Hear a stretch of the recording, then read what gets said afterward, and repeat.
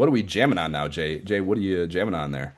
So I'm playing a few games. First, I mentioned it last time, I believe, but Hyrule Warriors: Age of Calamity.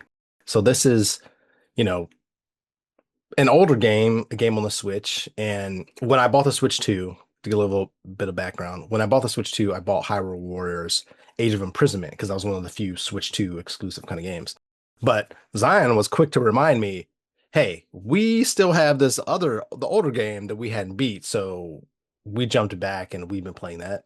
It's been fun. It's been fun playing with Zelda and other characters in that universe, like Urbosa, the Gerudo, Hestu, the Karaxi tree, some crazy stuff like that. Wait, But so it, hold on, slow. What is this? What is it has Zelda yeah, IP in yeah. it? So okay. So Hey, this is no, I if you don't. were to take, Switch. What the fuck? No, I'm oh not. I don't have any idea what's. I don't have Joshua. any idea what's happening on the Switch. So in the world of The Legend of Zelda, right? So there's this game, Hyrule Warriors, and in Hyrule Warriors, you I can thought you were saying play. high roll. I didn't even know you were saying Hyrule. Oh, So Hyrule. that Yes, that yes. that helps a great deal for me Okay. connecting the dots. Yeah. Yeah, absolutely. So, Hyrule Warriors, you can play as not just Link, but Zelda, Urbosa, Gerudo, Impa, Hestio, like several character, significant characters from the game, especially if you play like Breath of the Wild, you're going to absolutely recognize these characters. And it's a fun game. It's split screen. It basically feels like split screen, hella more character, like enemies, Zelda. And it is just a blast. The map is the same as Breath of the Wild and all that kind of thing. So if you play Breath of the Wild and then your little brother or your sister is like, oh, I want to play this with you, you jump in here together, it's going to feel very familiar. Only instead of just like a couple characters here and there as you're out in the fields, it's just like tons of enemies coming at you. So it's much more beat 'em up in that hack and slash in that way. And it's really fun.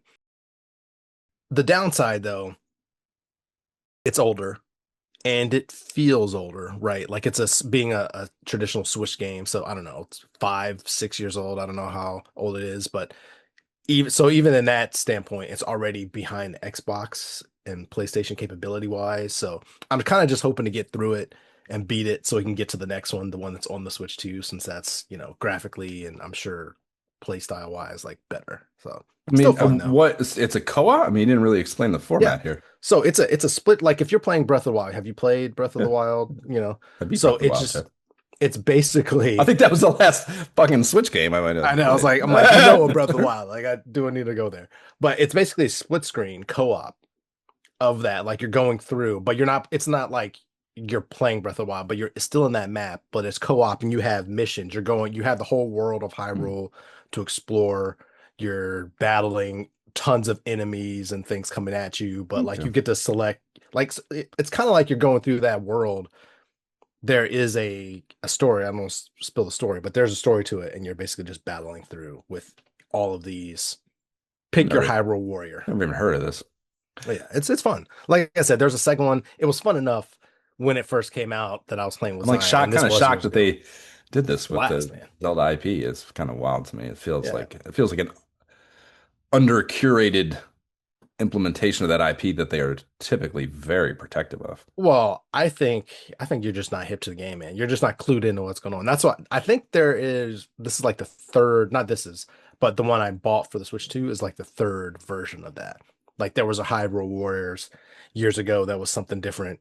So the Age of Calamity, the specialized new version, and then the one I brought, Age of Imprisonment, is supposed to be even like the further iteration of that. So they're just like furthering the story, like this an actual series. So makes Okay. sense that we'd want to beat this one before we move on to the next one, especially if they're building on each other.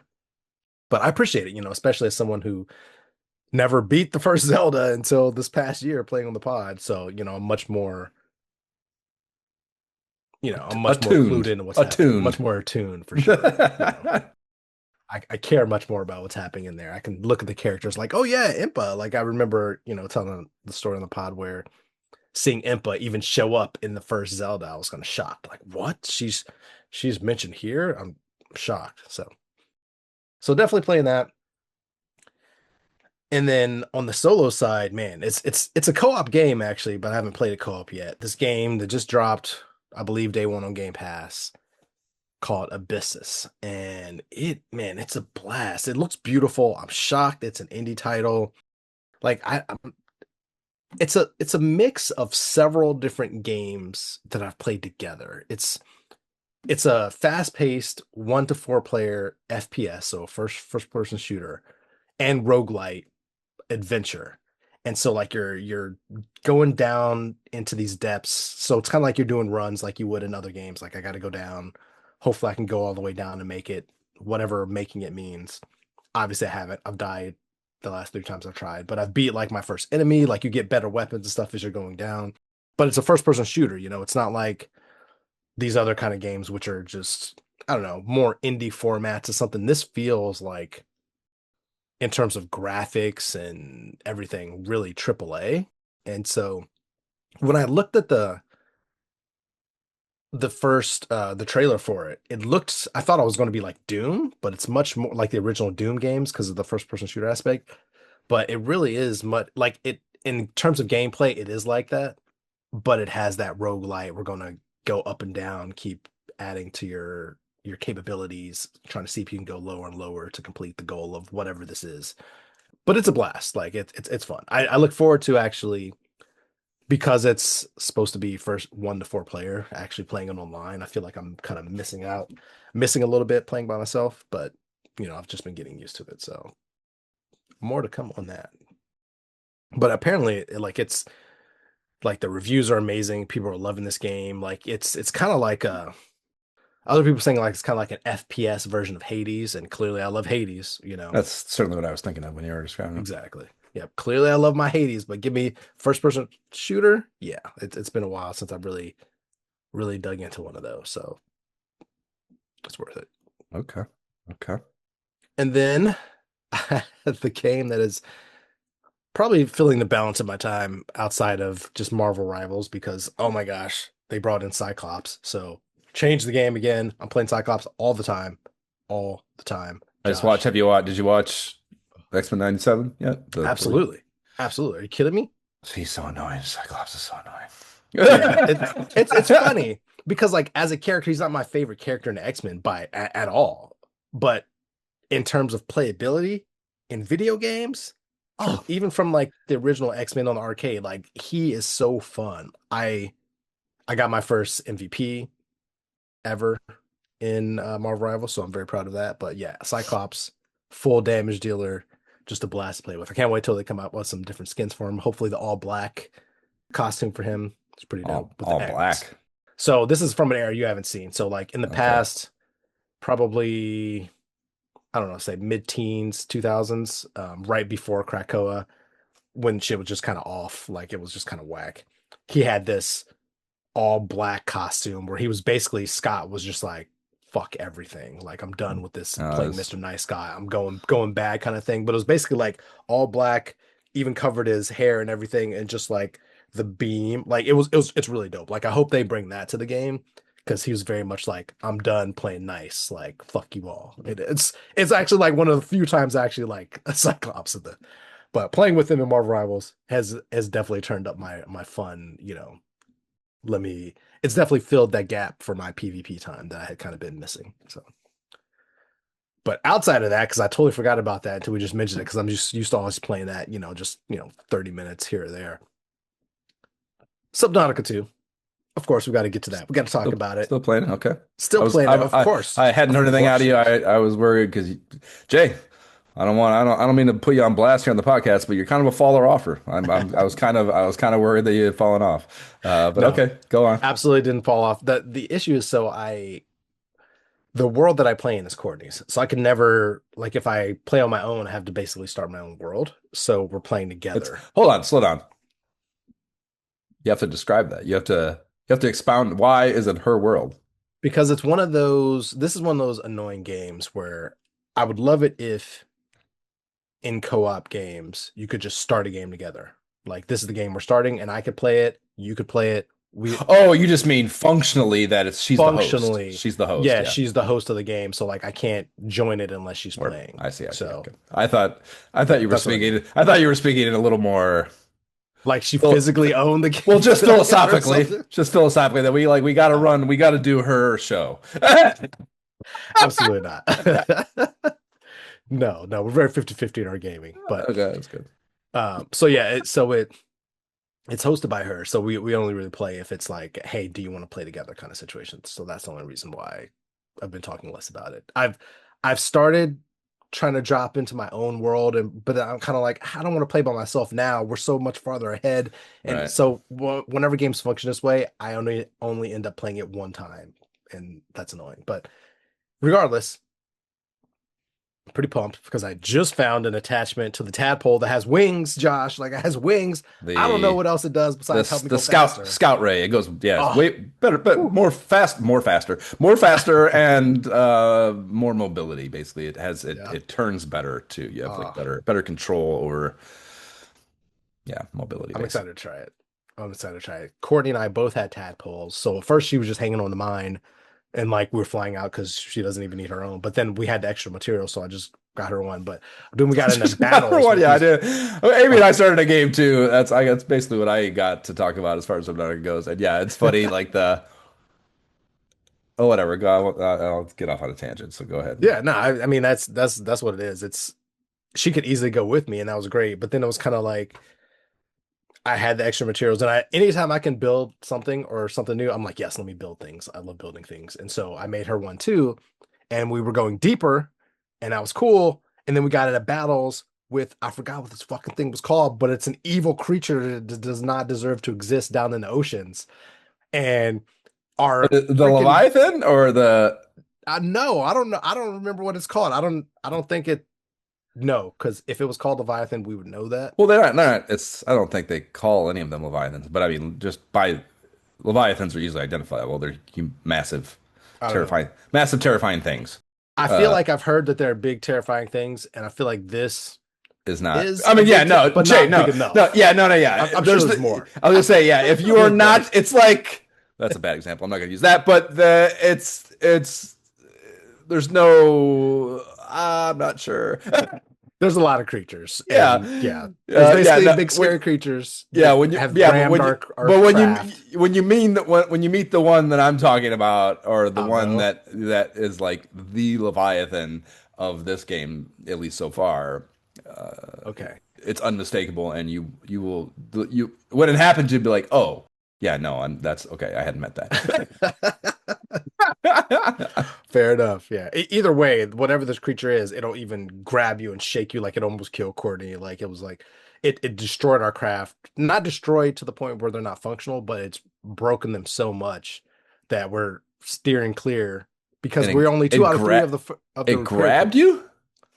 Yeah, like it was like grabbed her and like shook her around. Like it was I thought she was gonna die. Somehow she got free with like very low health. Like it was crazy. What's it look like? I think it's giant. I want to say it was black and yellow, like a big giant eel creature. I don't know, but like way too like very big. And like whatever it is, it has these other little things to like scout for it. That's definitely not the. What is that? The But the good thing oh is, no, yeah, you know what I'm talking, I you know know, what I I'm do. talking about. Come on, it's I don't know if they're yellow. I think well, they might have some Maybe they're yellow. not yellow. They I might have can't some yellow. remember. I think I know what you're talking about. But yeah, those are scary. But that's not. You're like, those are bitches, No, whatever. that's not. No, when the thing happens, or when it starts happening, when you have to go to a place where the thing I'm thinking of is a problem, you'll will be way more terrified. It's already terrifying enough, man. We just got heat durability. So Okay, so I'm yeah, that's I was excited. gonna say I know exactly what So creature you're talking about. Then yeah, yeah. now we're going in, we're going down deeper, and it's like, whoa, we can go deep, deep until the point where even now the tadpoles can get crushed. So we have to get out. And I'm like, how deep can we go, man? This is getting so I don't know. But like I said, So we only nice. have It's a two out of beautiful. three pieces of the repair tool. So like I don't really want to go too deep until I can repair stuff. I gotta find this third piece. I'm just gonna be like Yeah, scouring the ocean until I you find need this to be thing. able to. Yeah, you need to be able. I would recommend because when you're cooking around your tadpole gets fucked up all the time. So even from just like dumb shit will fuck it up. So if you just go around unfettered without the ability to repair it, you're gonna lose it. And Yeah. or maybe not because it doesn't. I don't even think it can get destroyed.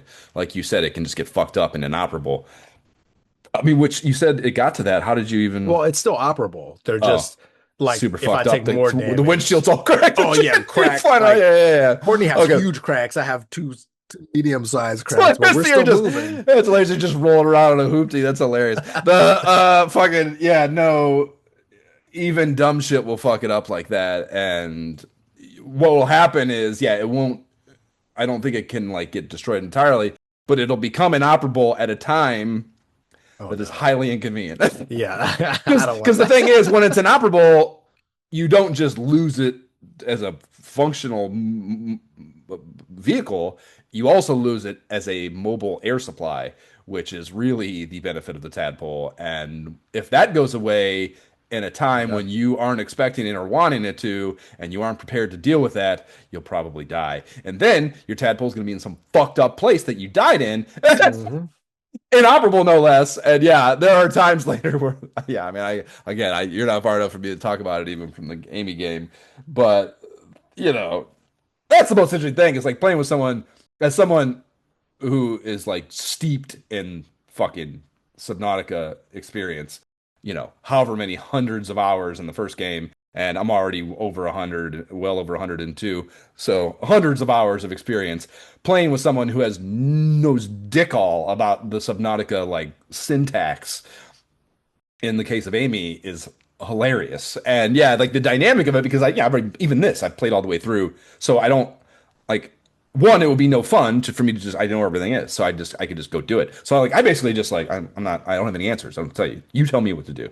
And what that turns into is a lot of her she's not a good delegator, I would say. So she doesn't give me a lot of tasks and she just goes out and does shit. And what I end up doing is just like staying home as like a homemaker. And I am like, yeah, I'm like building shit and she'll come home. I'm like, how do you like my poster? And I'm like, I did. It's like That's fucking like awesome. putting signs out, labeling things, and like all this whatever, just like literally like making cute little dinner scenes on the dinner table of the dining room that I Meanwhile, built. she's scouting and like Right. digging for Yeah, resources like and running out of getting air. killed left and right, like dying all the fucking time and shit.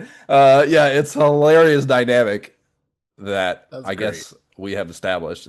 Super fun though, yeah, and yeah, I mean we fucking we're past what you're talking about, so we've only been playing like two Wow. weeks. We call it doing science. She's like, comes home, she's like, you want to do science? Yeah, we Wow. fucking You guys, yeah, how'd you guys get dang? I thought we yeah. had done a lot too. That's amazing. I mean, dude, we played. I mean, that first like when I first got her going, there was like a week straight where we were playing like fucking, you know, 3, 4, 5 hour sessions, Oh wow. maybe Okay. with like a dinner break in between, going right back to it kind of thing.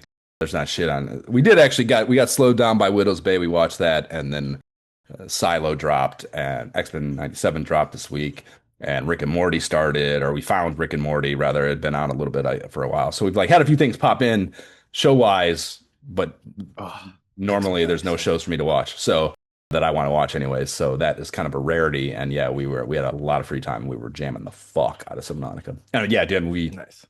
huge. We had built like one mega base over. I don't even want to say that, but like we built one mega base, and then we're already started on another one that is, of course, different and better and cooler because we have better technology and like a better understanding of See, like what our goals are and what our approaches are. that's the thing that I'm curious about because we have like we talked about building second base, but then we're like, well, where would we put it? Like we just found like I just made a hydroelectric thing, like got the power The from a turbines, vent yeah. and like connected it all the way to our original base. So I'm I like, oh, love, I that's love, great. I Now we have love the power. power infrastructure shit. Is so satisfying. Yeah, I love I it. know. Once I Yeah. connected, I was like, oh, we have power all the time now. This As is opposed to those amazing. shitty solar panels. Yeah, yeah, yeah. The solar panels are especially shitty in this game. Like Oh, they did a good job of making that like, yeah. I mean, it checks the box, Yeah, but like 20 of them, and like this is not yeah, worth you're it. going to be inconvenienced as fuck all the time unless you figure out something smarter and better than that. Yeah, but we found some wreckage, and we just found like a way to convert heat into energy and stuff. So it's like, okay, could we Yeah, build the a place thermals. down Yeah, here? This person is talking about we can live down here and all that, but does that mean we should build a base here? Like, what is the purpose? Like, I don't. It doesn't feel like I we can mean, go anywhere. Like, this is just a here, unless there's clearly there's more. really. So I mean, if you as long as you enjoy doing it, and you said you do, I would say as a broad stroke, it's never bad to have a base somewhere. It's always good. Every biome, I'd optimally, if you had like unlimited time, you would optimally have a home base in every biome, so you don't have to fucking go go all long the way back to to wherever to get, even it doesn't have to yeah, be some sprawling thing, but just like all the necessities are built there, and you can do all the things you need to do, and once you whatever, yeah, just all your facilities basically at minimum would be nice to have everywhere. So yeah. there's no downside other than the time spent, and if you enjoy the time spent too, there's no downside. So that's how I would maybe tell you answer that question for you. Yeah. Yeah. Fair enough. But Fair you definitely, I promise you, where you're telling me you're at, there's no chance whatever you build right now will be your last base. I promise you All that. right. All right. All right. That's good. Yeah, I mean that's pretty much what I've been jamming on when I think about it. I think that's all the jamming. Yeah, those four games other than the final season of College Football 26 before 27 comes out. So, and Okay. that's not even worth talking about. Yep. I agree. But That's but I mean, this is not an X-Men podcast, but X-Men 97, oh my gosh. good. I mean, they're getting to the apocalypse shit, which is one of the few storylines and that Right? I was enjoying. So that's And the cool. fact Yeah. that they brought the Kang is clearly in there too. I'm like, whoa. Whom? Kang? Kang the Conqueror, dude. Was that So the you third watched episode? I all I three actually episodes, hated right? that third episode. Yeah, the one with the. It's like that Savage Land shit. I just don't. Whenever they get into that kind of stuff, I'm like, I don't care. This doesn't. I Well, don't no, care. like the Rama Tut is Kang. Like that's what Kang is. That that I don't know who Kang is.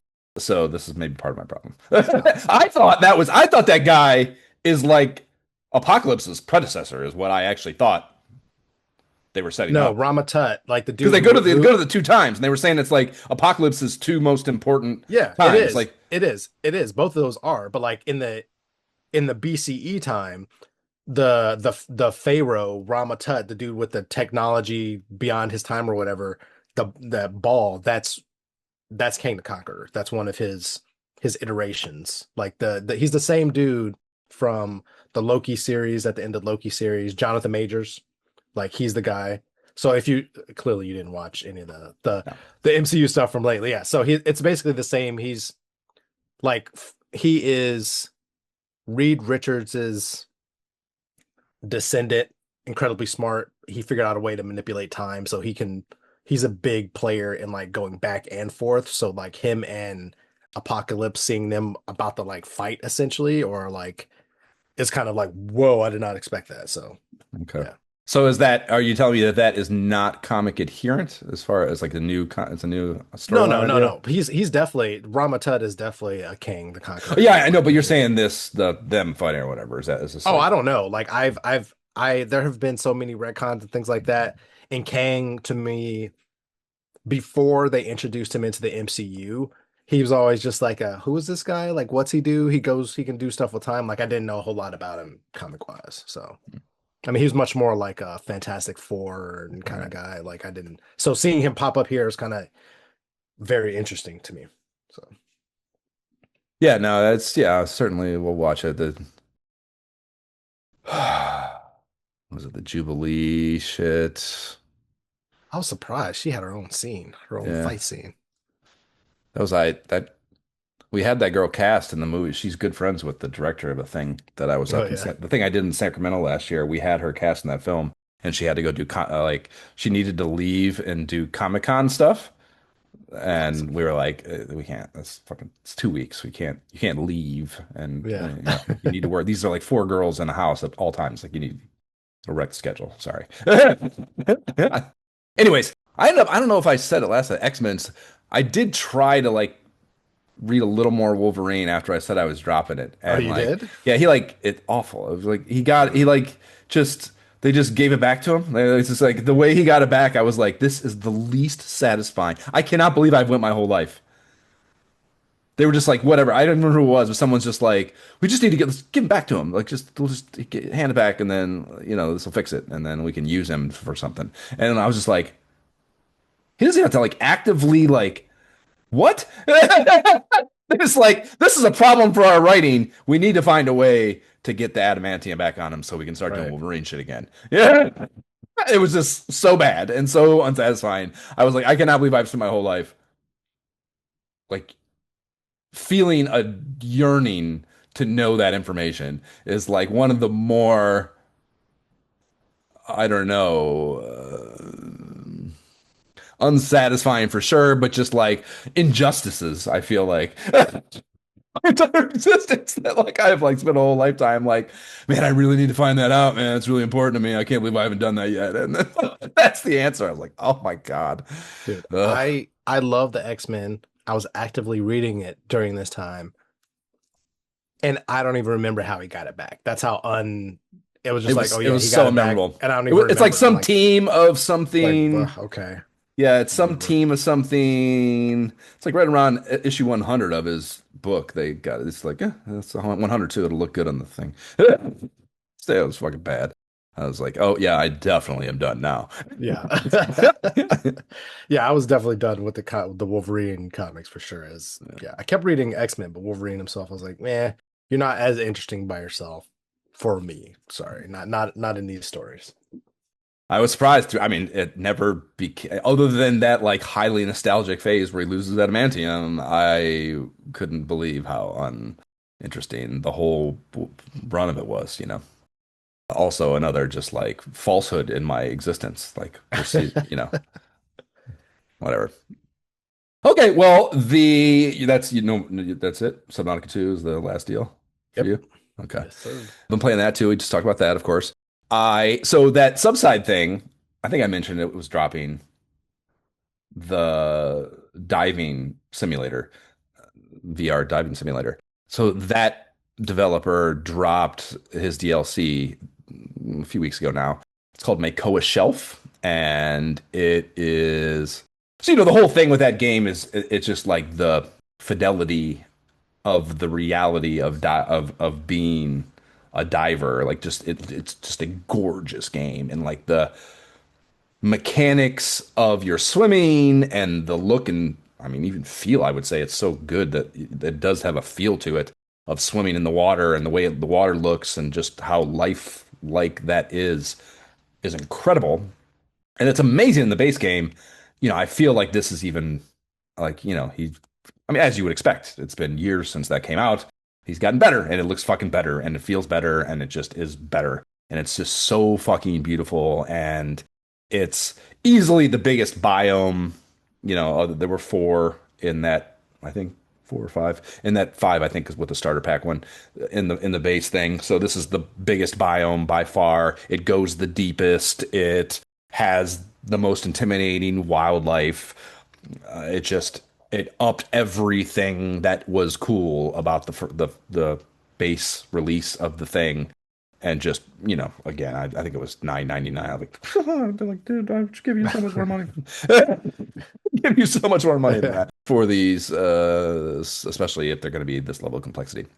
He added a skimmer device, so like a new like transport mode. And it's honestly that is not because you get this like one of the whole economy or the gamified aspect of the game is you go around and hunt these coins that are super hard to fucking find because they're like in silt and shit and it's like fucking whatever. And you go around and find those and like these little squeaky toys that open up these like mini experiences. So there's whatever, a bunch of collectibles and shit, but the coins are the kind of the currency, and with those you can buy things longer, like you can hold your breath longer, gloves, all just what a bunch of dumb shit you can buy. So one of the things you could buy in the base release was this jetpack thing that you couldn't see, but it was just a function and allowed you to basically like go fast underwater. And that honestly, it's just a button you push. If it's active, you just push a button and you do the same thing that you would have to do to grab this skimmer. That it looks cool. It's got like a UI on it. It tells you how fast you're going and like whatever. It looks cool, but the functionality of it is actually more cumbersome because you got to go grab the fucking handles on it, which in this game is like it's VR, so you actually got to grab them, and it's like Not you got you're swimming underwater, and like that's harder than just pushing the button, you know. So it's actually kind of more inconvenient than the existing thing, as cool as it might be. So that might be the maybe the least cool part about this.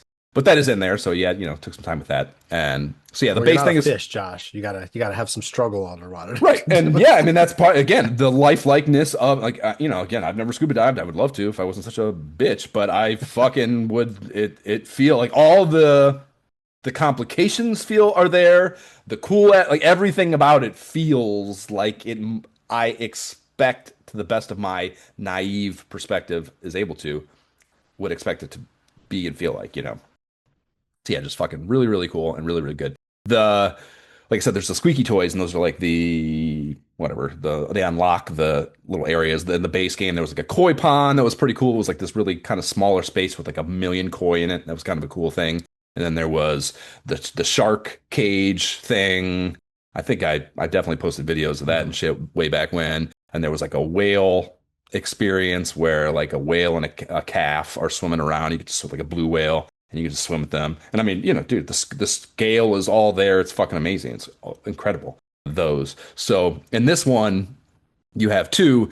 You find these four whale squeakies, and it opens up what's called sleeping giants, and it's a whale. Like so, I think I kind of like vaguely knew this, but I certainly it's different to like look at it and experience it up close.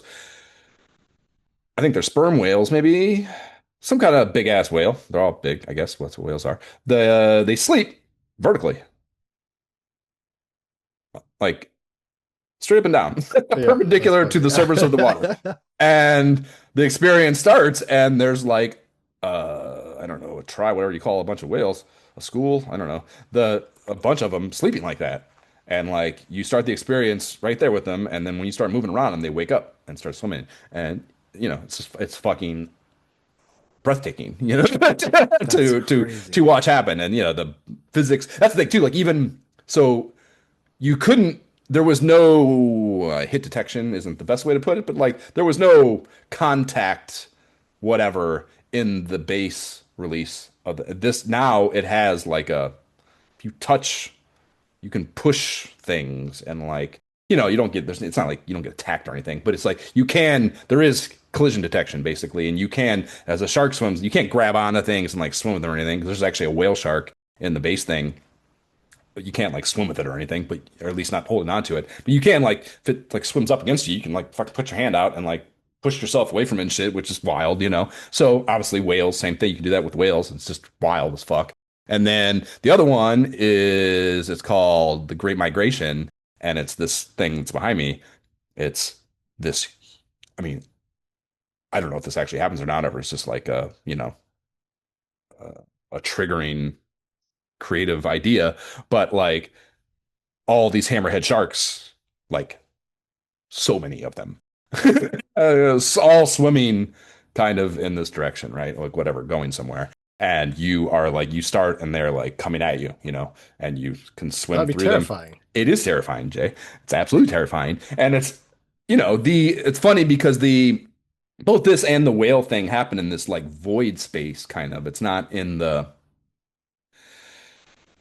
well, I think maybe actually when you go above water, you can see the area. They are like theoretically in the whatever same universe or whatever, but you don't have you can't you see the floor.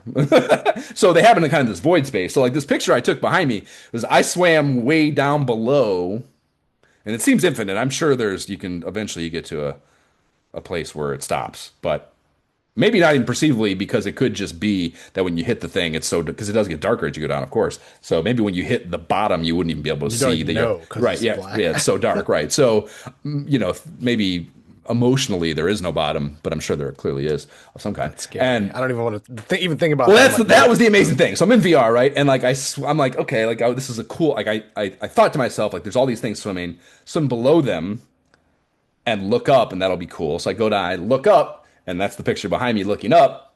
And then I thought to look down, and I'm already down where it's pretty dark. But looking down is just pitch black. And like it was like I realized that like looking up should be way scarier because there's a million fucking sharks up there. Yes. But looking down, this is the interesting thing about the ocean. Looking down was like created an unrest in me that I cannot even begin to describe. Way more terrifying. The unknown of the ocean is unbelievably magical and terrifying. And the fact that that's able, that emotional response is able to be captured. Like I sent this picture behind me or this video, but to Jab, and this motherfucker thought, he asked me, he's like, he thought it was live action footage. He thought, he's like, are you a fucking idiot? Like, he thought that I went scuba diving and took that video and sent it to him. That's And great. that it was real. And I was like, I told him, because I was actually, I tweeted that at the fucking, I was tweeting at the developer anyways, something, tell him, good job, take my money or whatever. And so we had a conversation going, and I sent that. I was like, you probably want to know this, but like, I sent the video to my little brother, and he thought it was live action footage. So good fucking job, dude. Yeah, so just incredible, just so fucking cool. And for 9.99, holy fuck! I mean, you gotta have the base thing, but I think that was only like fucking $15 or something. It's probably even cheaper now. And just unreal VR experience. I just cannot stress how fucking good it is. So amazing, so amazing. So is that Into the Radius still playing? I took like because of Subnautica, I'd taken that sabbatical basically, and like getting back into it when Amy's not available to play Subnautica, as you said, that's the problem. I'm the host, but I don't want to play the game without her. There's no point to it. So Right. I felt like it's funny how exhausting Into the Radius is compared to like because this is, I mean, functionally Subnautica I play sitting down on my couch, and Of Into the course. Radius 2 I'm standing up and I'm going on those fucking 4 hour missions of like intense terror. It's not even, I don't even have fear anymore. Like I got to security level 5, which is like, I don't know. I think there is a higher security level you can get to, but security level 5 unlocks all the shit. There's nothing left locked in the store, at least as the store is currently constructed. So basically, the dopest ass weapons. And Jay, the fucking sniper rifle I have, it is a goddamn death machine. I posted the video the other day, man. It's because again, VR, so like the tactileness of it, the size and like scale of things is like more impactful because you're in there with it. And like the size of this gun is I can't believe because they're not, there's nothing fictitious about any of the weaponry in that game. It's all real world shit. And the fact that this gun exists somewhere, this Remington 700 or something it's called, like what is wrong with people creating this kind of death machinery? Like the bullets, Jay, the bullets are. It's unbelievable how big they are. It's unbelievable how big the bullets are on this thing. And like, it's so satisfying. It's so satisfying to use. And like, it's so accurate. And like, the scope I have is the best scope, which is like this telescopic deal. And like, I murk things from so far. They have no idea that any threat is there, and I'm just like I just mark them, and it's like even like so I'd had the sniper rifle whatever, and like it has these velocity numbers that are like hilarious, like fucking 877 fucking What? meters a second or whatever the fuck the numbers are, and like that means nothing to me, and like. So whatever the hell I had with my last sniper rifle, and then like you shoot the bullet and then the thing dies, and like that seems instantaneous when you're doing it because you don't have a comparison Of in your head. course. But like, get the fucking gun, and fucking velocity is way higher, and like the immediacy of the thing just like fucking exploding or whatever through the fucking scope is unfucking believably faster, and like I just it's again the reality of that game is so unbelievable. Just the gunplay of it is so fucking good and impressive. And yeah, I mean, I'm playing the game unless something like gets the jump on me, which I play this game like 140 hours or something. Also, at this point, like something getting the jump on me, very difficult to do. I know kind of how everything works at this point, so I am just walking around like fucking. And I got the night vision. I got the best one of those too with the security upgrade. And like I am just like a fucking killing machine. And it is unbelievably satisfying to go out into the space that previously was like terrifying. And, I got to be getting close to the end. I don't know, and there's no percentages or anything, but I got to be getting close to the end. I would expect, again, because I have all the weapons now, and what else is there to do to keep it interesting? I mean, there's some story stuff going on, but I would guess that I got to be getting to the end of that. So very fucking good. And yeah, it's a bummer, man, that you can't do crossplay because this would be a really fun thing to play co-op. Not that we can ever get a co-op anyways. We got Teenage Mutant Ninja Turtles we haven't played for fucking ever, but theoretically an amazing thing to co-op. And yeah, it would be fucking dope to do this with another human being. So good. If I get into that, I should be able to finally get into my like Resident Evil backlog and shit too. So that's kind of exciting. Kind of looking forward to that. So that's pretty much it. A couple little dabble things. Battlemark drop a new campaign. I played that. Oh, okay.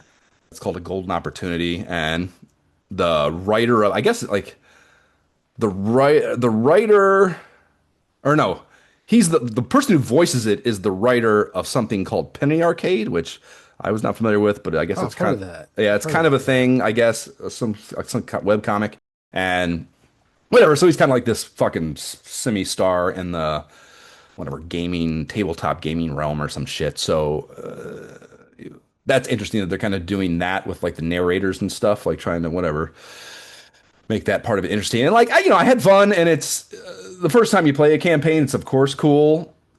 There's just something about, and I'm just amazed that I feel this way because I'm so story minded, that normally give me story and then you just make me that makes me happy and I don't have anything negative to say about it. But something about the delivery media mode, it just feels like it's getting in the way of what that game really is makes what really makes that game fun, which is the rolling dice and killing shit, and like the story stuff is I'm just like I can't fucking just get fast, I can't get through it fast enough. Just like fucking shut up.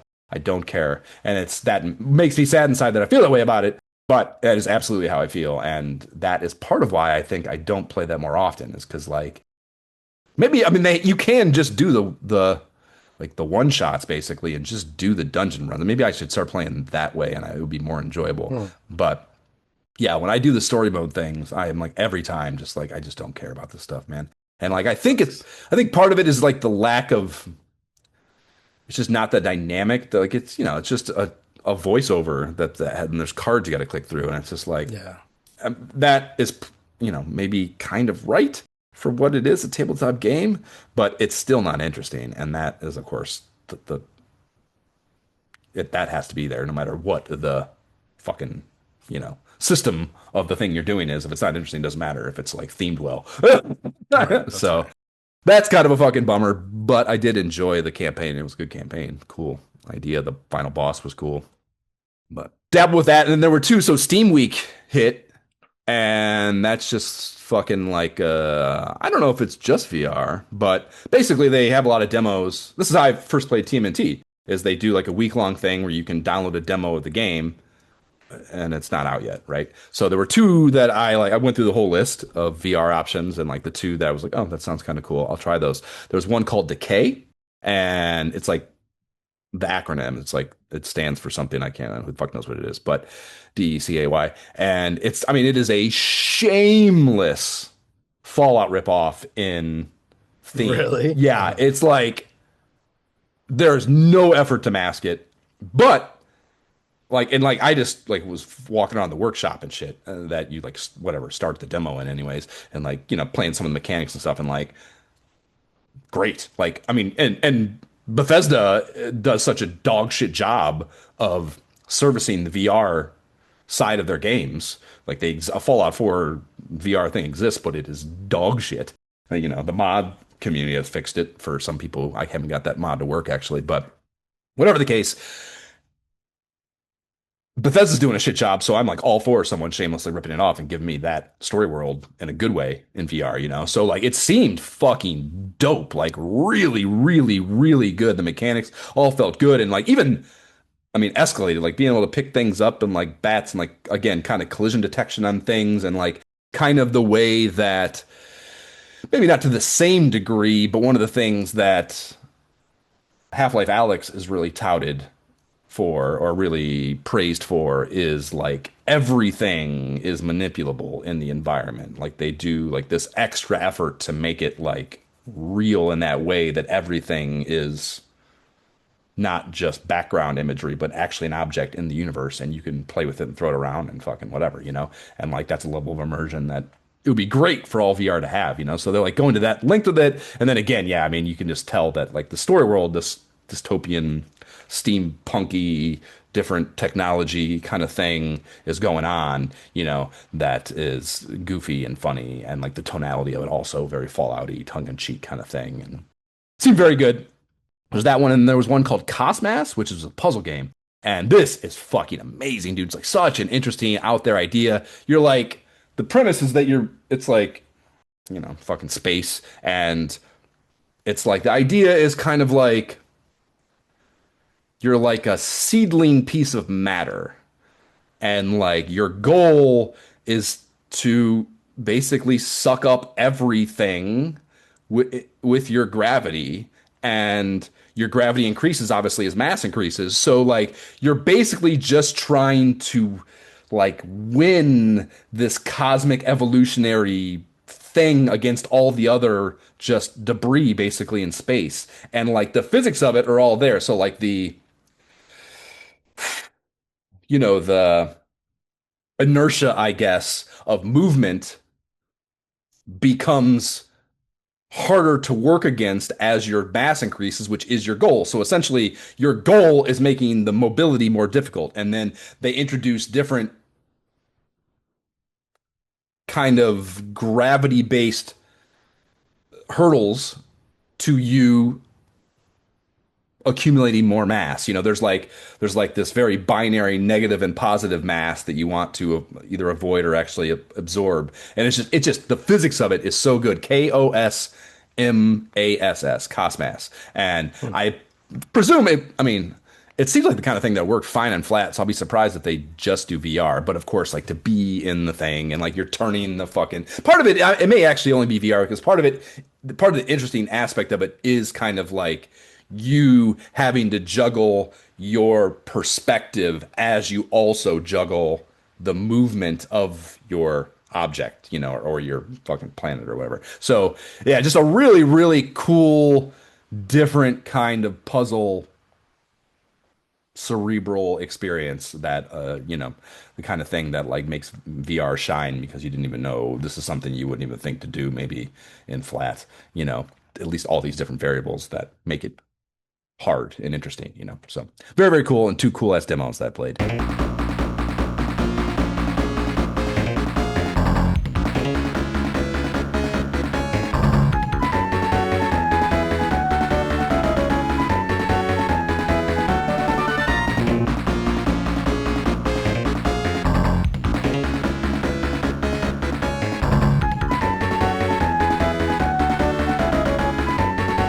The round 1 theme, bringing us into this playthrough of Jingu? That's sure. It's got to be Gynog, right? No, is that just a dumb American way to think? That's what I thought, but I just looked up the pronunciation, and it's definitely like a gin French, something French-ish. It sounds French. I don't even know. Yeah. Okay. Well. Yeah, and that's you can tell that like. I don't even know how to describe it, but there's enough stuff out there, like when I was looking up like playthrough videos and the soundtrack and blah, blah, blah, blah, where it's listed under that name that like that means something to people. There's like an appreciation of the original iteration, yes. I guess the arcade version of it, which is where this comes from probably. So yeah, I guess I should know that. I feel like maybe I do know that later here in the notes. But yeah, that's probably a cooler name also than Rings of War. Well, as interesting as the WR thing is, Yeah, I do like that, but I will say, just because this is our podcast, we do what we want. Like there was nothing notable in the history except for the fact that this game was re-released in 2021 on the latest platforms, so Switch, Xbox, PlayStation. So you can buy it for $6.99 right now, but under the Jinug or whatever the original name, one, not okay. Wings of War. And is it a 1-to-1? Oh yeah, it looks remake like the or playing. It looks like the exact game. Yeah. Okay. It's just a re-release. It doesn't look like they've remade it or anything like that. It looks pretty solid as what we just played. Pretty OG. Okay. Yeah. Welcome to Icus, planet of the flying men. You are War, a winged battle master with the power to hurl bolts of energy and control the magical forces of nature. Your planet has been taken over by an evil virus that has mutated into a collection of the grossest creatures ever to slime a tunnel. They are the mutants of Ickis, led by the terrible destroyer. Many have taken on the mutants before you and failed. Now it's your turn. From the deepest caves of Ickis to the belly of the beast itself, you must fly and fight for the life of your planet. It won't be easy, but then the best battles never are. Destroy the destroyer, and Ickis will be saved. Its skies free once again. But fail, and your wings will be clipped forever. Not exactly, I would say, the Konami copywriters in the bullpen over there at No. DreamWorks. Destroy the destroyer, Right? isn't. I mean, it's alliterative, which is maybe Konami-ish, but certainly not as creative. I had to read that 3 times. Like, did they really just say like there's mutants, destroy it, like he's the destroyer, I got destroy the destroyer. Like who wrote this? Like, come on, guys. They clearly were focused on playing the game. They're like, we'll Yeah, figure out some story. yeah. It's the '90s, but it's really the '80s, and that's the '80s. That's just Yeah. yeah. What is this game? Clearly, this is a horizontally scrolling flying shooter. I mean, that's you're flying with wings, but it's clearly a flying shooter in every way. That it is. So yeah, we goofed somehow. This didn't drop actually in the US until September 8th in 91. So I'm not sure where I read that June date, but it was not correct.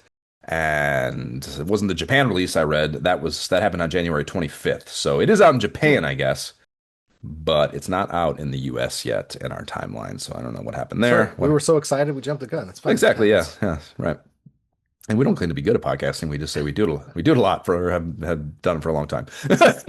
So on the Billboard Top 100 front, we have Bryan Adams' "Everything I Do It for You." Oh no. Was up at number one, probably off some Robin Hood shit, and actually in the box office stuff, I would confirm that. And I love it though. I love that song, Jay. That was definitely on my music video VHS tape for sure. I love I that heard song. so much. It was just like, please stop. Just like Everything get I it. do, It's epic for the moment. I do it for. Oh. But not when I get home from school. I don't want to just hear that song. Come on. I don't want to do it for you and fucking after school, man. Yeah, that's hilarious. Yeah. More interestingly to me than even that, though, Boys to Men is at number 3 with Motown Philly. That's what I'm talking about. Yeah, That's what I was jamming to in my Yeah. cassette right now. Oh, sure. I definitely had that cassette tape as well. Yeah, they're just basically that, that's off their first album. That's the big single off their first album. And that was, when they were just starting to put a rocket up their ass to stardom, basically, that song. Yes. It was certainly the first. That was the first Boys to Men song for sure that I was singing along with 92.3 The Party Pig in Cleveland, Ohio. Or I guess I was in Oberlin, Ohio, but that was actually maybe not a Cleveland radio. It might be like Elyria or something. I think it was Elyria. Whatever the case, 92.3 The Party Pig was the station for sure that I was listening to that song on. And that I don't know why. That was their first hit for sure because that was my favorite group growing up and that was their first hit. So 100%. I had one of those posters like that you like take out of one of those dumb music magazines on my wall. They were in bib overalls. I'm pretty sure it's why I got my pair of bib overalls. I mean, there's crisscross too, of course. We all had bib overalls at that time. Right. Sure, but I mean, again, like I didn't have cable. There's a lot of things, Jay, that like maybe were like easily accessible, normal syntax out in the world for you to like consume. I did not have access to so many of these things because of the lack of cable.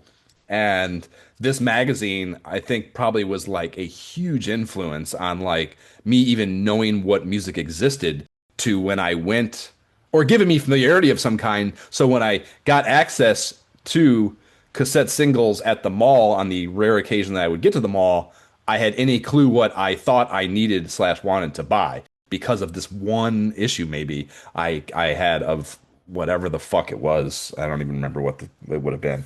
But yeah, I definitely had a poster of that, like one of their marketing shots from that album and song on my wall for sure. So that's the Billboard front. At the box office in the US, number 1 this week. Actually, the only movie playing in any theater in the whole entire country on September 8th, 1991 was Terminator 2 Judgment Day. So theaters would put up posters for other movies and like the marquees claimed that other movies were playing in the theaters too. But if you actually went to the window and asked for a ticket for anything other than T2, they had a T-1000 at the theater that'll just shoot you and kill you. So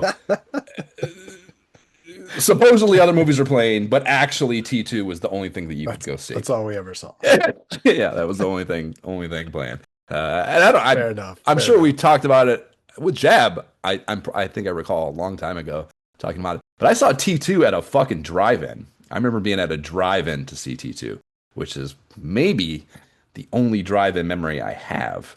Really? Yeah. Oh, we had a drive-in near us, so I saw many movies at the Yeah. drive-in. Many movies. I mean, I shouldn't say You that. see back to back, so it was like the best deal. Yeah, for sure. Yeah, no, yeah. I mean, I do like. I guess I should reword that and say it's the only movie I can remember specifically on the screen. I have like other drive-in like vague memories of like I can picture like the little boxes on this thing you tune your radio. Like I remember all of that stuff more than at least I think more than just this T2 memory. But that's the only one that I'm for sure like I saw T2 at the drive-in 100%. You know, which I think maybe is a statement to what I was just saying of how all-encompassing the that movie was, you know, at the time, culturally, maybe that's to say. Makes sense. City Here we Slickers, are on the precipice of AI and robots, and right? Yeah, Sarah Connor's just looking at us like, "What did you motherfuckers not understand?" I told you in 1991 at that drive-in. Weren't you listening? You had the radio tuned to the thing. Right? You can't tell me you didn't hear it. Yeah, I don't know. City Slickers and the aforementioned Robin Hood round out the top three for that week too. So that was definitely where the Bryan Adams crank was working from. We had the artwork and the cover art. If you want dope ass fantasy key art, especially at this time, but maybe in all of history, at least as far as who you should want, you call one person and one person only, Boris Vallejo, and that is who did the artwork that's behind me right now, and also you know clearly what DreamWorks did. Yeah, I mean the only thing that could have made this cover art better and cooler would be if it did have the black thatch shit going on that I love so much, you know, and it does not. But other than that, just dope ass. I mean, just so that is so like it's a so we have, you know, the winged war dude is in battle with I mean it's I guess actually playing the game now. I don't think it's the last boss. I think it's the second to last. I think it's the stage 5 end of round boss. That like kind of thing that like rests. It's like a big worm. Yeah, I'm almost certain that's what it is. Actually, it's certainly the same color palette and kind of like generally the same kind of creature design. Even though clearly it's an illustration and not fucking sprite art on a Genesis game, so it's not exact 1-to-1, but I'm pretty sure that's what they're going for there. And yeah, it's got some, which I think it's you know doing research we'll talk about later of like the artist behind this and how much this is his thing, but it has some machinery for eyes and then some piping or electrical wiring or something going into its head and neck, which is like, you know, this biomechanical. Again, I'm going to say that word a lot, which I don't. It kind of makes my skin crawl to keep saying it, but steampunky. It's like this artist's signature move basically is like this biomechanical thing and but like fucked up and weird, you know, and like just so fucking cool, and that's so well done. I'm going to talk so much about the art in this game. It's so good. And this, you know, the fact that they went and got Boris Vallejo to do an illustrated version for the cover of what is already dope ass sprite art in the game, just like the art design, this is like one of the best art design games ever, I think. I mean, that's maybe a little bit like hyperbole-ish, but like the artwork in this game is unfucking real, and it starts right here on this cover art, I think, you know. The one dumb thing, little Mega Man-ish, War's holding a fucking handgun. That's not Right? the It game. looks so weird. And when I think about it, I'm like, was I shooting a gun? Like, clearly I was shooting something the whole time, but it Not looks a gun, weird no. in his hand. Like No, yeah, that. Like, that's not. it looks It's so odd. that's not right, and that's just like it's probably like Boris was probably expensive, and they sent Boris some shit, and Boris sent that back, and he's like, and they were like, "This looks dope, Boris, but you got to get rid of the gun, bro." And he's like, "No, you got to send me more money because I got a fucking lawyer, and that's all I'm sending you for how much you sent me." So, and they were like, "Well, this is a video game, fuck it." So I can almost certainly tell you that's how that flowchart went, and given especially as like established as Boris was at this point, that he didn't need to fuck around and do any revisions that weren't contracted and blah blah blah. So that is probably the story behind that. The back of the box has 3 screenshots that do not really show anything large enough to be good choices, I would say, sadly, but there is unique pitch copy. Reads, Welcome to Icus, the most dangerous planet known to man. Icus' evil is legendary, as will be the warrior who defeats it. You are War, a winged battlemaster with the power to hurl bolts of energy and control the magical forces of nature. And yeah, you read that and you're like, so why does he have a fucking gun? Right? I imagine him like shooting with his hands. Like Right, of course, I'm a right. I mean, it's magic. powerful, It's magic. yeah, Yeah, we're going to talk a lot about magic, in fact. like magic shot. This is my Right. magicness. Yeah, no, definitely no guns. Here? So yeah, I'm like, am I thinking about this wrong? Like, so again, Boris didn't read this, but there's not no overlap in those two job tasks. yeah.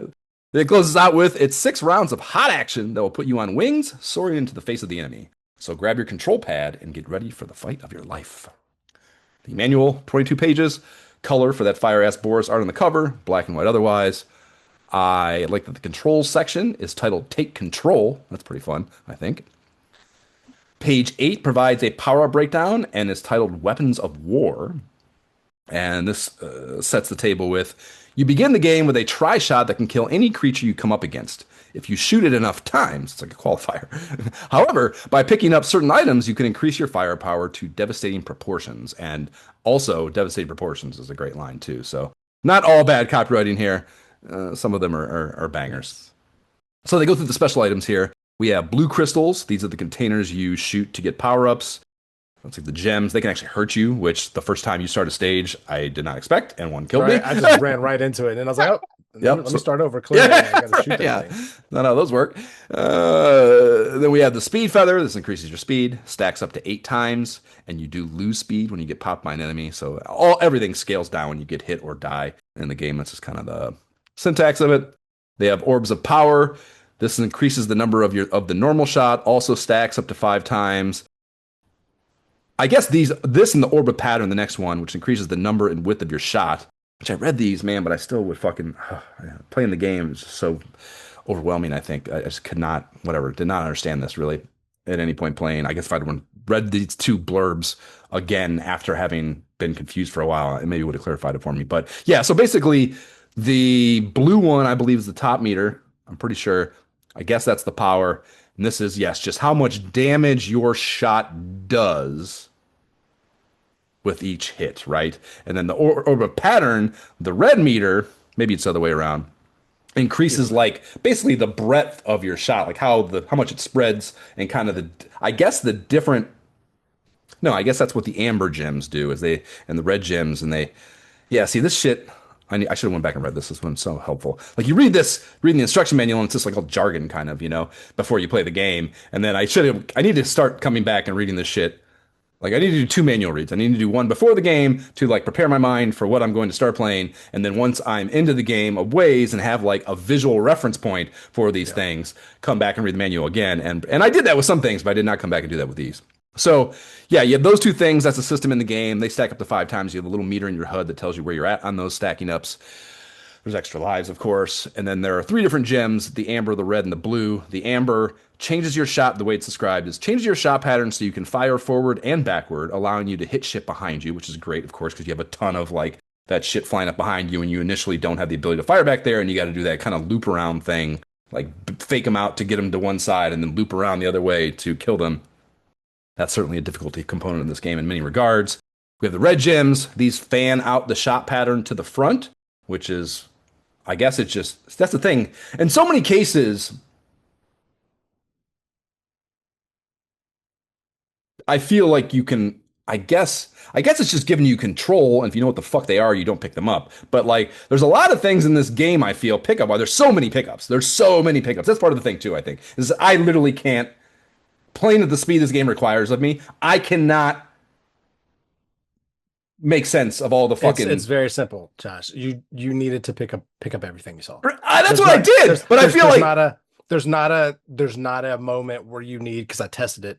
There's not a moment where you need to like skip over stuff, because in those moments where you think, oh, I got this weapon, this is cool, I'm going to keep this one, and you skip stuff, then you realize you're presented with a problem. I should have got that thing. Yeah. I certainly felt times where like you pick something up and you can immediately see the through line to like, I needed this to deal with this. Like, those clouds in stage 2, you get the thunderbolt that shoots out and that's the only way you can kill those clouds. Like I immediately saw a lot of that, so I get that.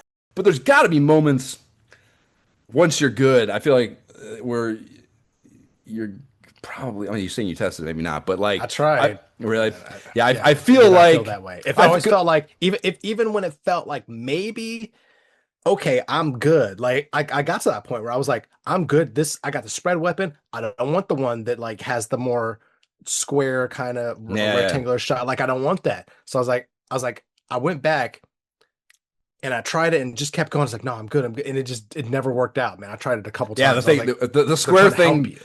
creates some like defensive barrier shit because it Yes. fires up and back a little bit before it goes forward. Or So I got yeah, like the X one where it shot back and I went from shooting so much to all of a sudden I'm just shooting two in the front, two right, right, behind, and I right. was like, I don't want this. This is terrible, but I absolutely needed it because I tried to take the spread out there and just got murked by the number of stuff coming behind me, and I was like, Okay. oh my gosh, man, this is so they kind of lead you to it. So you want to grab everything, but that's also the pain because if you're not like if you're struggling and you're missing stuff, then that's a whole different thing. Extra But fucked. Yeah. yeah, but you need to go after it. Okay. You needed to go after everything. That's what I found. Okay. Well, yeah. So the amber ones do that. They do forward and backward. Red goes just to the front. Blue concentrates the pattern to the front, but in a much wider pattern, and they tack on. Can be devastating to your enemies. So I mean, that's the thing though. So like, there's a lot of overlap. Red gem, blue gem. Red fans out the shot pattern to the front, which is what you begin with, Mhm. and then the blue concentrates shot pattern to the front, but in a wider pattern. But you're like, I guess I just don't understand the difference because as your orb of pattern increases, that's also what happens. So like, what is the actual difference? Is there one? What is it? Too much shit's happening. I don't think anyone knows. That's what I think the actual answer So is. I wasn't able to really keep that going. It to me it was kind of more like maybe not directly because I didn't write it down, but just as I was playing, it kind of seemed like okay, the red is what makes your shot go more spread, whereas like if you had the Orban pattern, it would just kind of just make it wider maybe instead of like that Okay.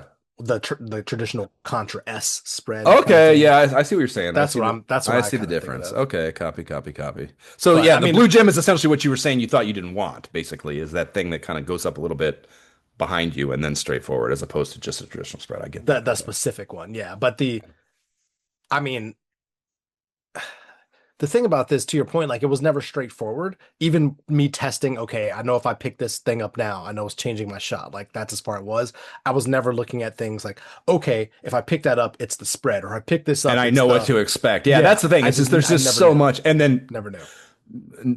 fantastic podcasting transition into magic forces of nature on page 10 for you to read, Jay. Like these, I would like add this level of complexity to this, and like I can't even begin to like start thinking about those basic things, like, and I so This, much oh look yeah. forward to you explaining to me how the fuck Oh my these gosh. work. In, I mean, I clearly whatever we can go through and read each one, but like, yeah, go ahead and read this, and then we'll get into it, I guess. Okay. In Wings of War, you can control some of the magical forces of nature if you capture the scrolls that call them forth. The scrolls can be found in the blue crystals. Pick them up by touching them with war. They will be stored at the top of the screen until you use them by pressing the magic select button.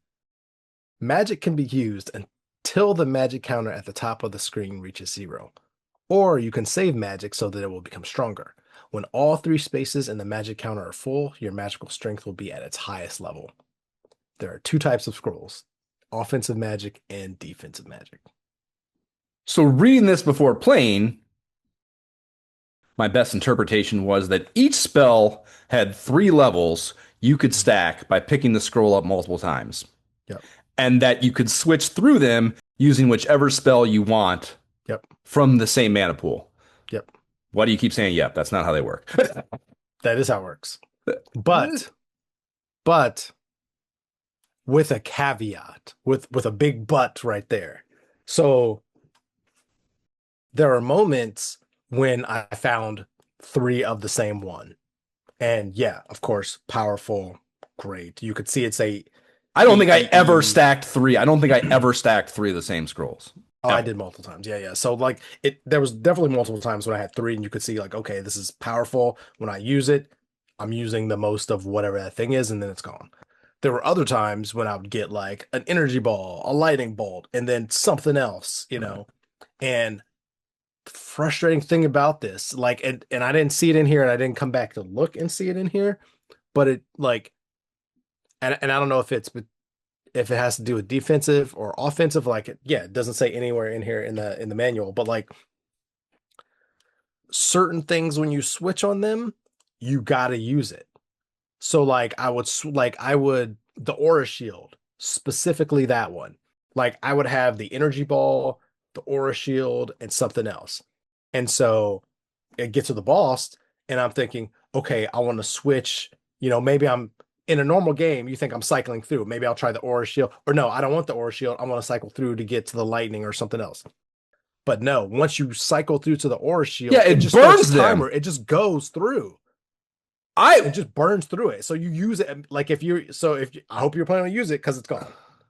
see my that's even Like worse. you That couldn't that really I that, couldn't that really makes cycle through it what you're easily. describing makes it even worse. I didn't even perceive that. To me, the thing was it was linear in linear fashion. It degraded essentially your inventory of magic. So like, let's say you fill up and you have whatever. Yeah, like you said, like I never had three of the same. So definitely for this case, but you have three different whatever letters, and like you're on the one, and you haven't used all your ammo for it yet. So you have more. Mhm. If you want to switch to the next thing, because you're like, okay, I want that. I know what that does. I want that. I'm making a conscious choice to go to that. When you hit the magic select button, it would burn. It would just vape the third thing, the thing that you were on that you had not expended all of. It was gone. You didn't. You wouldn't. No, you're not able to go back to it. You once Oh you yeah, you can't go back. if Like you yeah, just hit it's the if weird. you just hit the button three times, you just lose all the magic you had. The magic select button. I mean, so it was never you couldn't just cycle through them. Yeah. And if you wanted to get to a thing, even if you had more ammo for this one, it was and you couldn't go back to it. It was gone. So like, uh, It was weird. It didn't make sense because like if you were on the aura shield, you on it like it used it. You were using yeah. it. See, I didn't even But notice. like I believe you, but I didn't even notice I could that. well, I could switch from one to the other, but to your point, I could never switch back. So like if I was on the lightning, I could switch from the lightning to the energy ball, and it wouldn't burn my lightning. And then I could use all the energy ball and then the lightning would be left. But like otherwise, yeah, I could never switch Really? Yeah, back. I wouldn't even. I mean, Like it I was may have done that, and I wouldn't even have known basically because but to your the point, game it is too was hectic. very, very unreliable. I never knew it kind of got to a point where I was like, okay, like each situation was different. So I would get to a point like, okay, I only have these two. I know it's going to make me use this one first, so I might as well try it, or just Try to burn it use, and try yeah, the other thing. yeah, You know what I mean? So it was that was the very weird thing about it yeah. to I me. didn't. It was very frustrating, man, because I did not fucking get it at all, and it felt so punitive Yeah. to. Well, for that reason, that's why I save them for the bosses too. Like I would just stack up. I'm like, I will figure it out until I get to the boss because like, yeah, this is that kind of type of game. All right. So yeah, Okay. Well, I don't know if that makes you feel better or worse that you also were confused by it. it was not clear, man. Pages Unfortunately. 11 to 14 are a magic breakdown, and there are a shit ton of them. Let's bop through each of these. Go ahead and start us off with whichever's first while I find the manual here in my thing. Under offensive magic, the first one is the energy ball. Delivers flaming balls of energy to the diagonal directions. Energy balls will absorb your enemy shots, so it can also be used as defensive magic, which is what I was saying in our chat. Like that, Right. And yeah, finding that out specifically helped me beat a boss. I was easily able to glean that shooting that is, essentially like a fucking shield of sorts. So I Uh, had three of those. So like the specific example we were talking about at the time, I had three of those. So I was like, I don't yeah, see I how have that's no problem possible, just especially early holding on. the button down, beating the boss. Yeah, Yeah. that's. Hmm. The next one is Lightning Bolt. Calls forth the spirit of lightning to rain fiery, on your bolts on your enemies. Powerful magic. So this is, yeah, it's like it creates like a little avatar that flies to the middle of the screen Mhm. up top, and then I think it comes with five maybe, and when you pop it off, it like shoots this fucking bolt of shit down that like wrecks anything below it Yeah. basically in kind of a little bit of a spread pattern. So very devastating, but you have a very limited number of those. So Five, yeah. yeah, you want to be very judicious on your I will application. say I did use this one outside of boss ranges on those stupid worker things that I saw you post about, like just to try to get ahead of those on a couple very hairy situations. This is one example where I use them outside of the boss. Okay, copy that. Next magic, Thunderbolt. This spell lets you shoot thunder from your body to attack all the enemies on the screen at once. That's not how that works. Yeah, I'm like, I don't remember I seeing. mean, I see this. Here's the thing. This picture that they're showing me here clearly is an upgraded version because for me, the only time I ever, or the only, when I use this, it was just a thin bolt of electricity firing that is like the height of my, firing horizontally, that's the height of my avatar or my sprite, roughly. Maybe not exactly, but super close to. So yeah, definitely not this full screen fucking Yeah, spread thing that looks amazing. I don't know if I had that. That is not, I don't Yeah. recall ever It's seeing got that level. 42 on the fucking thing too. Having 42 of those, you wouldn't even, you could just vape a whole Absolutely fucking not, level. right? Yeah, Yeah. I did not. I did not Holy pick all those up. shit. Yeah, man, I've never been more confused, I think, by shmup. It's crazy. Shmups are not, it's not a complicated fucking system. The idea that I just am clueless about so much of the game is so frustrating. Right. Do you think maybe the RNG changes? Like if I was to go back and play again, might I get different I know, thunderbolts at man. the Because times where I got here's the thing, energies, you Jay. know? Here's the thing, Jay. I had to replay these first couple levels a lot. So no, I think every drop is in the exact same place. I think every enemy is in the exact same place. I don't think there is a hint of variance from, there's no random seeding. Everything is exactly placed where it is, and every time you play the game, it's that way. And I think, and I think that's the way shmups are supposed to be. The idea of Right. shmups is with repetitious play, you get good by like memory, So that makes, I'm not at all talking shit about that. But yeah, no, that's not an explanation for why shit's fucking weird either. Exactly. All right. Next magic is the ground attack. Send your magical force traveling along the ground, demolishing all enemies in its path. Good for enclosed spaces and corridors. And I definitely had this weapon.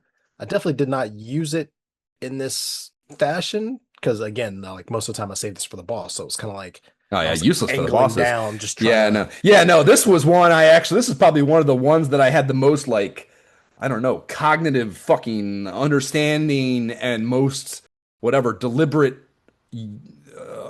application of, like I like because it's a flying shmup, so you don't want to fly into the walls. So naturally the ability to just take shit out without having to go down or up and deal with Oh, them to me was very appealing. In fact, I think you get this in that cave that you start in where you have all the shit coming out of the fucking walls. I think in the second half of it maybe. And like, yeah, I like felt the utility of this better maybe than I did with any other magic other than just the shield shit that like keeps you alive, because shit can't hit you. So I liked this one. I don't feel like I saw it enough because there were definitely plenty of instances that had shit in these places that would have been nice to not deal with, you know. and that is why I can see the differences in our playthrough right there because I ran into the ground so many times on accident shooting that stuff because I was holding my magic for the most part until the end. So that checks out. I was so mad. That probably caused more deaths Really. than anything else in this game for me is accidentally running into the floor or the ceiling of Yeah. something trying to maneuver. Yeah, I mean, that's one of the areas that maybe I certainly got. And like, yeah, but again, also worrying about that is fucking probably part of my, you know, part of the problem I'm having with this is just there's too many, I can't process this many variables at this speed, There's a lot. you There's a lot, know? man. So ignoring some things that maybe are more benign and less of a threat than they maybe I am allowing them to be in my head may have been beneficial. So I don't know.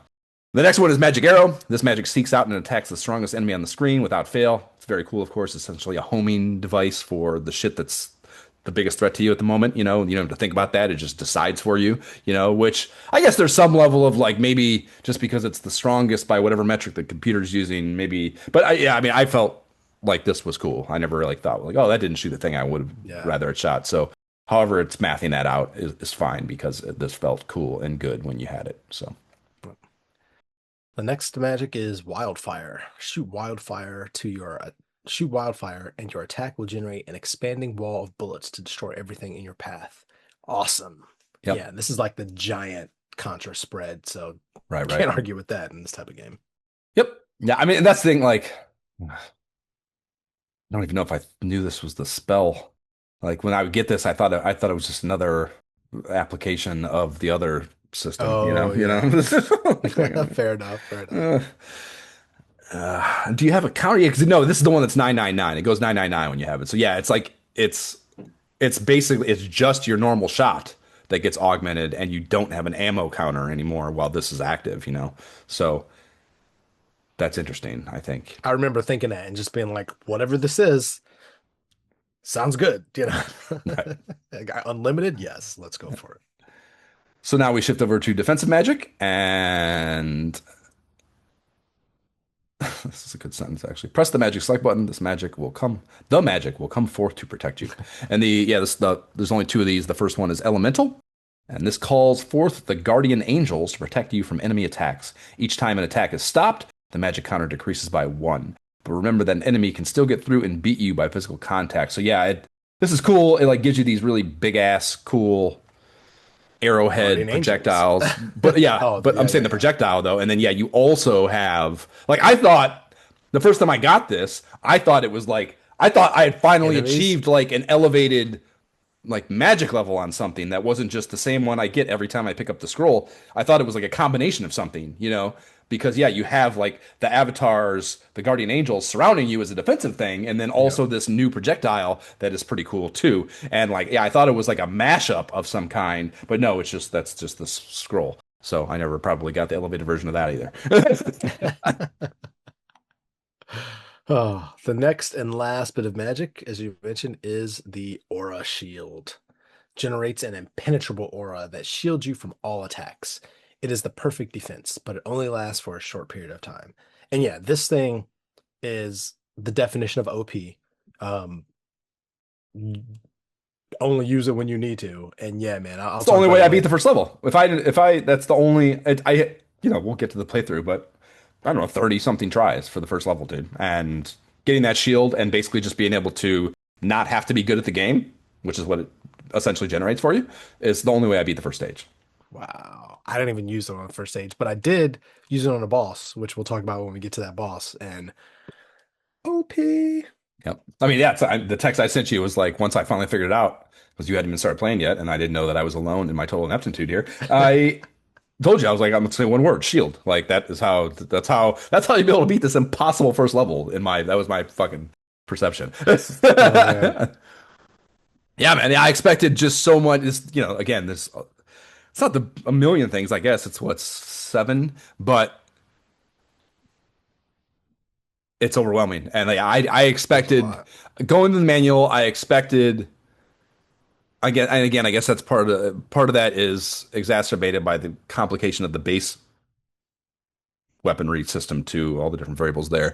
So just combined, it's overwhelming for me, I guess. But yeah, I expected to be able to differentiate the thing that was like I was reading the manual and like my initial dabble with it in the mag episode that I was like, oh, this is fucking cool. It was like, oh, there's all these different systems, and like once I get the hang of this, I'm going to be able to deploy these in this like calculated strategic manner. And that's why, again, that's why I loved Philios and like these games where like Mhm. they implement like this strategy. Like if I'm not overwhelmed, it makes me feel good to like be able to make decisions that change the way the game feels. And the thing that I hate about shmups historically is like just kind of what this turns out being this uncalculated mayhem of just picking shit up and shooting things. And like, I don't feel like I have any agency. I feel like I'm just hanging on by the seat of my fucking pants and like hoping I make it and like get lucky enough to not get hit while I'm killing everything on the screen faster than it's even appearing, hopefully. Like, that's normally how fucking shmups feel to me.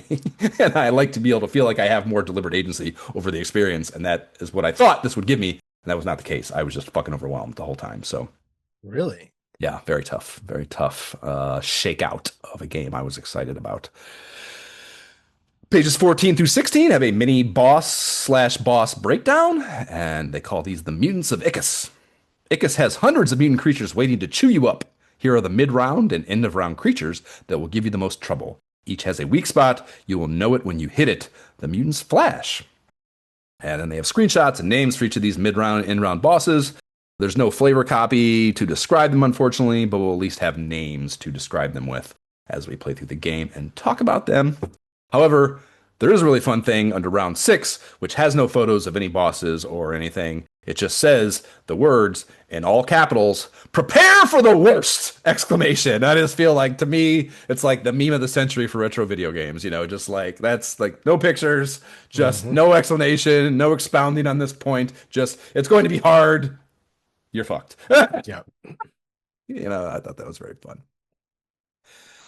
So no history then. You already covered all the history? That is true. I was very surprised when I looked up, there was like absolutely nothing, literally nothing anywhere. So, I mean, clearly it was well received enough. Like Megatech, whatever publication that is, gave it like 92%. Mean Machines gave it an 88%. It got some Hyper Game Award from Megatech. So clearly it was well received enough to be re-released in the modern day again, on all these consoles. So yeah, I mean, that's pretty much it, man. I mean, so this is like a dumb metric by which to determine whatever success or reception of a game, but a lot of games, especially this kind of game that's just like kind of a, there's so many shmups right now in the Genesis, and like most of them I can't differentiate. The names are crazy. Like there's all, even though some of them are amazing, like I can't actually differentiate them in my mind. Even the ones I like, other than Guy I know Philios because it's the Greek, right? Yeah, and I know Guy because it's fucking the perfect video game. Like that's it. Like the rest of them are just this jumble of mostly good games. Or I should say, and most of those, when I go on Facebook to post something on the fucking stupid ass Facebook page, and I go to the little activity thing that allows you to put playing this particular game, a lot of these old games that are kind of, not bigger properties are not in there. They're not in the database. And this was in the database. And there you go. I was surprised that this was in the database, So there is a fan sect out there that is familiar with and has an affinity for this game for sure. So I guess I should say that's all to say. Not surprising that there was a re-release that whoever owns the property was like, there might be some money to make from this thing that we don't have to do anything to. Absolutely. Other than find a way to make a play on this fucking on Xbox. On the lunchroom tabletop eavesdrops front, like I said, there's no fucking, it's not even in our timeline yet. So there's nothing to be heard at lunchtime about the game. It's being not out for a few more months. But this experience got a little off the rails for me, as I may have already insinuated. So I stumbled across 2 tips while looking for other certain informations on the interwebs that would be very lunchroom table shareable items, I think. So you can go to the options screen at game start and highlight control. So you just move the fucking highlight thing down to the control option where you can change all the buttons. And with that highlighted, you just hold the A button for 10 seconds and it enables the level select that allows you to just go to whatever you want. Yeah. So that's like a very hidden hack the mainframe kind of thing. I think that's cool. And then there's another one that was for unlimited continues. And for this, at the game over screen, where it goes that like Pantheon and the counter's going very arcade-like, you hold left on the D-pad along with the A and C buttons until the continue screen displays. So if you hold them long enough, it doesn't even really give you maybe any feedback that it worked other than just continuing the game, without actually using up, or rather if you have no continues left, or maybe not using the continues that you do have, I don't know. But 2 pretty cool little hidden things that certainly would be shared at the lunchroom tables if kids were playing this game. So on the economic analysis front, if I had more time in life, I'd have valued the cost of one of those biomechanical steampunk machines in $2026.